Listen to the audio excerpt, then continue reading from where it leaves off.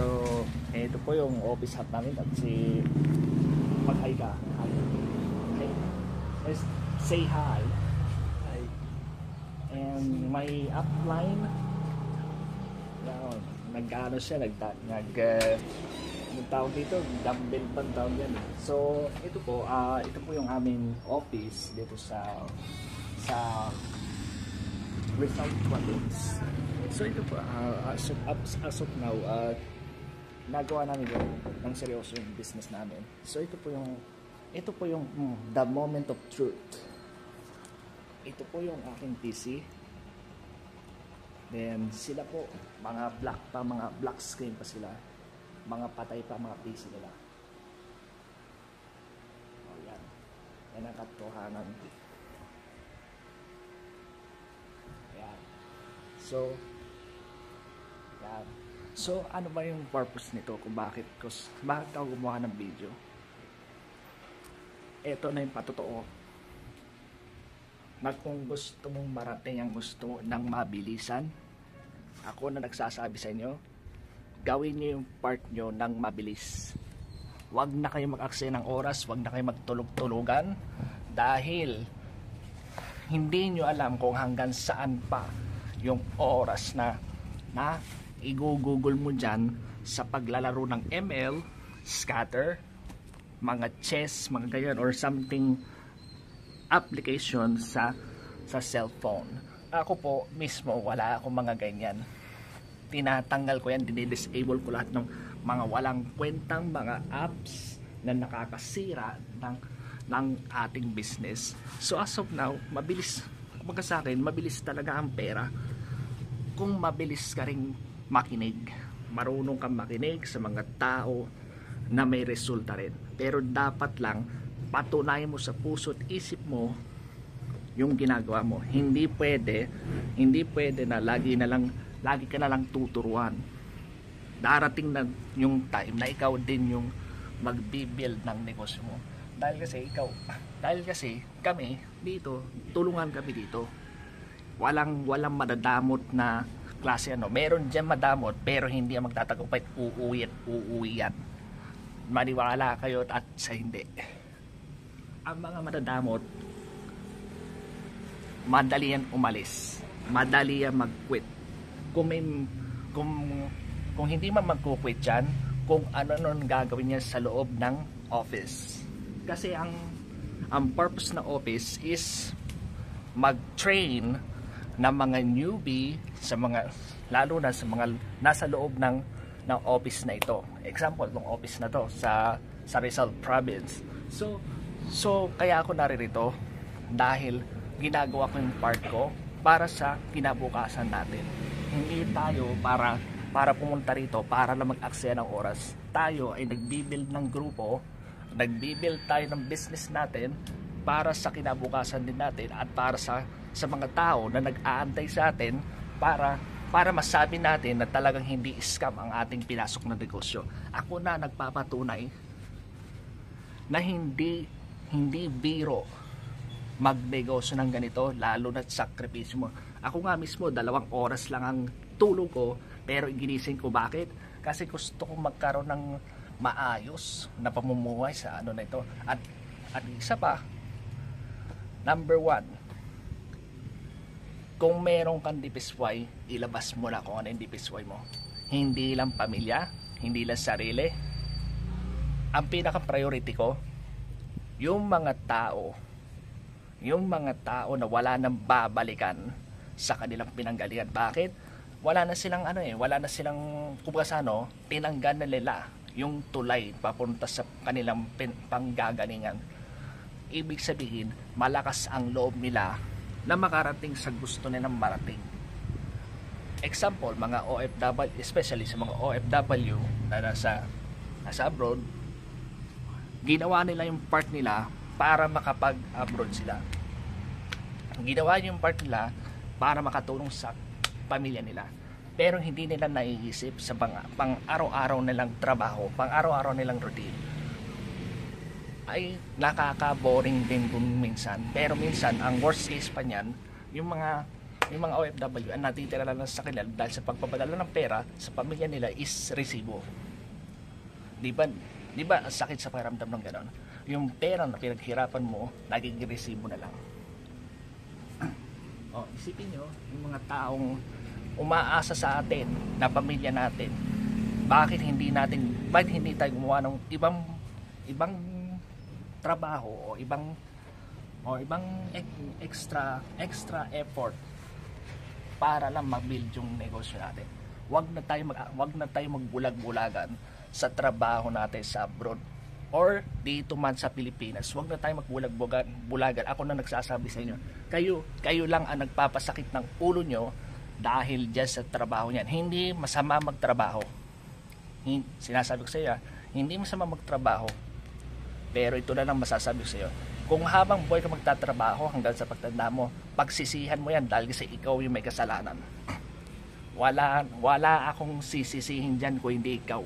Matanda ka na, nandiyan nga pa rin sa sitwasyon mong yan. Bakit hindi ka gumawa ng paraan? Ikay bata pa. Ngayon ako, nagsisisi rin ako. 28 lang ako, saka ako naging seryoso sa negosyong ito. Dati talagang nakikinig ako sa mga magulang ko, sa mga parents ko, at ibang makakamag-anak na hindi related sa ganitong negosyo o hindi sila interesado sa ganitong negosyo. Pero ako patuloy na lumalaban dahil bakit? Hindi sila yung priority ko eh. Wala akong oras para dyan. Mas may oras ako sa mga tao makakatulong sa akin. Kahit sino man tao na nasasabihin mo makakatulong sila, pero hindi. In the moment in his mind and his heart na talaga yung mga taong yan, hindi natin masasabi kung sila seryoso sa ginagawa nila. Pero ako na nagsasabi sa inyo, kung sa joyride, motorcycle rider, pag sinabi ng driver na sumakay ka na, para sa negosyo natin. Kung alam mo, kung hindi mo pa nakikita yung negosyong ito, makinig ka lang sa nagsasabi sa'yo, dahil kasi hindi kanyan tuturuan ng masama, lalo na't mga malalaki ang resulta ng mga tao at matagal na, kahit man wala mang ganong resulta yan at maraming bills, pero yung mindset nila malaman ang utak niyan. Example ako, dati matagal na rin ako sa iba't ibang networking company. Nang nangyari, lumansat dahil kasi nakinig ako sa mga maling tao. Pero as of now, na naging matigas ang ulo ko, kumbaga binlock ko na rin ang mga parents ko, mga kamag-anak ko. Dito naging malakas ang loob ko dahil kasi wala na akong kakampi rito. Wala na akong kakampi na kamag-anak o hindi ako na lang. Ngayon, nagpapa-advise na lang ko doon sa mga may resulta na, at doon ako nakikinig sa mga taong yun. Bakit? Kasi yun ang ituturing mong pamilya. Yun ang ituturing mong tatay at nanay mo, ate mo at kuya mo, or kapatid mo sa baba. Hindi porket na nasa ganito kang business ay hindi mo nagagawin yung part mo. Niloloko nyo lang ang sarili nyo. Ako na nagsasabi sa inyo, nagawin nyo yung part nyo, ipagpatuloy nyo lang, darating yung time, magkakaresulta ka rin. Katulad ko. Hindi basta-bastang resulta yan. Kita mo? Wag na kayo magbulag-bulagan. Wag na kayo magbulag-bulagan sa mga pinaggagawa nyong kalokohan sa Facebook, sa TikTok, sa Messenger, at iba, lalo na yung mga games na hindi nakakatulong sa business. Naintindihan nyo? At yung music, tuturuan ko kayo yan paano pumili ng mga music, lalo na yung kay Andrew Lee. Pinakang ayaw ko sa lahat yan. Alam ko bakit? Pantambay yan eh. Ano ito? Anong gagawin mo? Office to. Bakit magko-conclude sila ng music na pantambay. Anong ginagawa nila? Eh di nagsasayang na sila ng oras. Tapos palalakasin nila yung sounds ng ng choreo para pasakitin ang ulo ng mga desidido at mga seryosong humahataw sa ganitong klaseng negosyo. Hindi man Android lahat ng klase ng novelty music, lalo na ng mga Filipino music, inaalis ko yan. Bakit? Mostly sa mga Filipino music ay negative 100%. Kahit man may positive yan, may halo pa rin negative yan.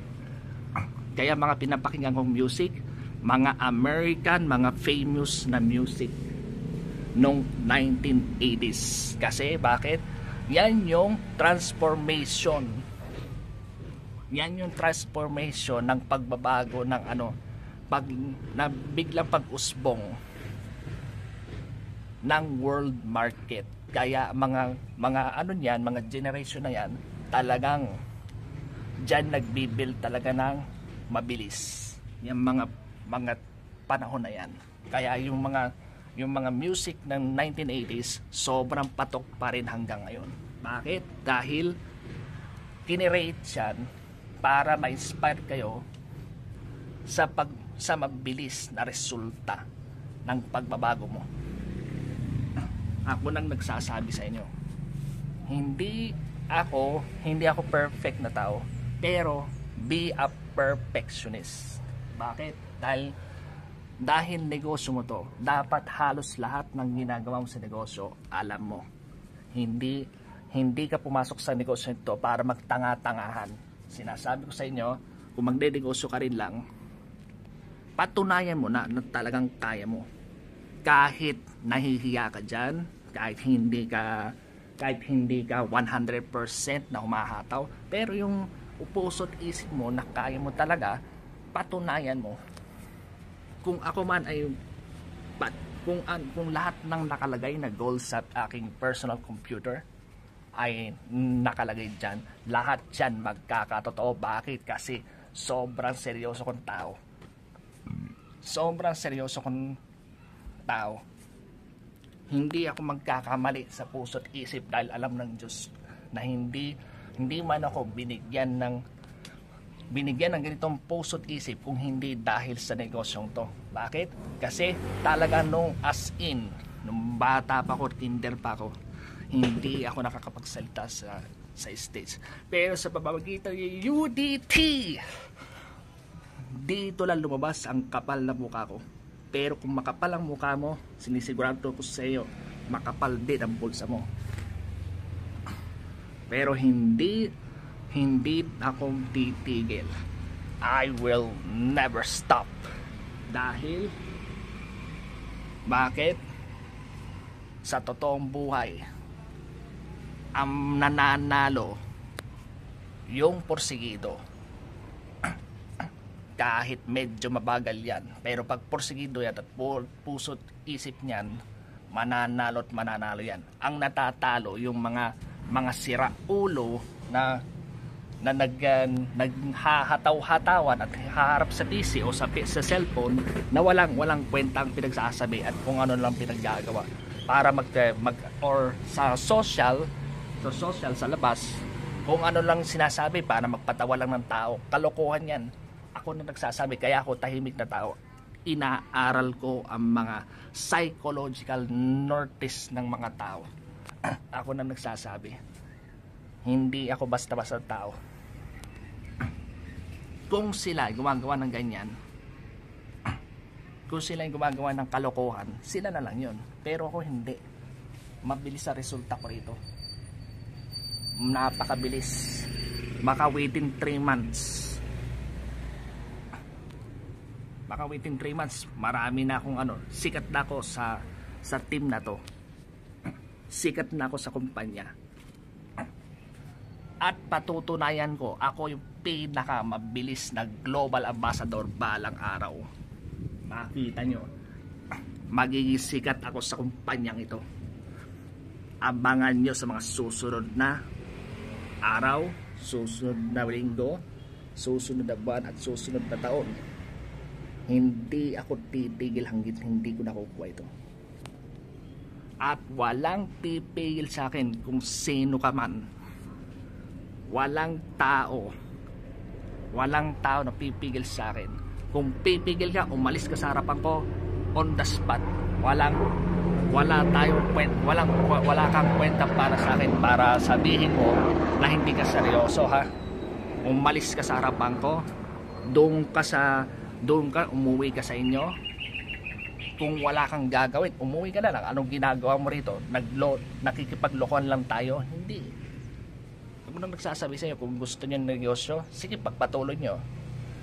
Pakita mo sa akin kung gaano ka seryoso sa tao. Pero pag hindi, umalis ka na lang, umuwi ka na lang. Wala kang gagawin dito, nagsasayang ka ng kuryente at tubig at araw-araw mong pagtatambay dito. Sinasabi ko sa iyo, ako tahimik na tao. Pero masama akong magalit. Alam mo kung paano magalit? Isang hinga ko lang, patutumbay na kita. Nasabi ko sa'yo, kayang-kaya kitang patumbayin, kayang-kaya kitang palisin. Pero kaya ko rin palambutin ng puso't isip mo at gisingin ang diwa mo. Basta makinig ka sa akin.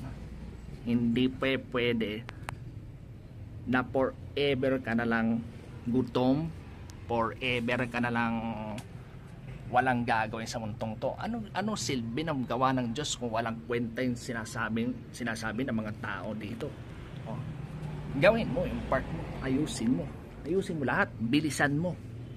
Walang kwenta yung mga bagay-bagay na makikinig ka sa mga lintik na mga social media, na mga lintik na gawa-gawaan na sasabihin niya, aba, pinapakinggan nila mga negative, pinapakinggan pa rin yung sinasabi kong Filipino music, sinabi ko na nga more on negative yan, bakit nakikinig pa kayo? Ay, anong ginagawa nyo dito? Diba?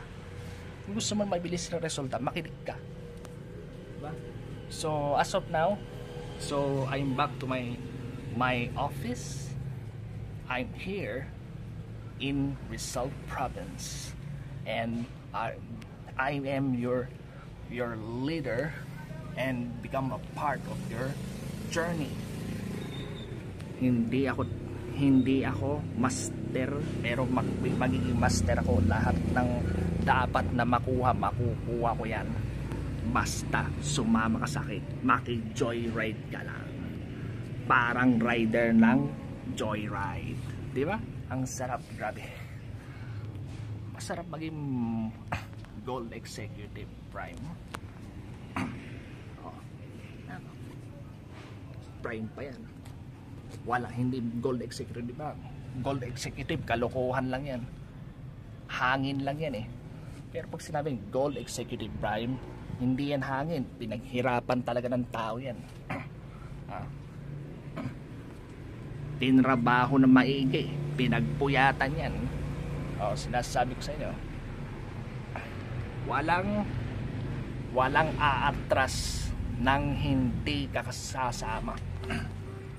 Kung ikaw umatras, bahala ka sa buhay mo. Tingnan ko kung ano mangyayari sa'yo. Para kang pulubi dyan, nalalabas dyan, wala kang alam sa labas. Pero kung makikinig ka, ito magiging resulta mo. Baka within 5 months to 6 months, millionaire circle na ako. Cross my heart. Ako na nagsasabi, pasasabog ko yung network ngayong simula ngayong araw na to. Hindi ito matatapos na hindi ko makukuha yung resulta. Patutunayan ko yan. Thank you very much to my live and video. So I'm here. So babalik na po ako sa aking personal computer. Thank you and God bless.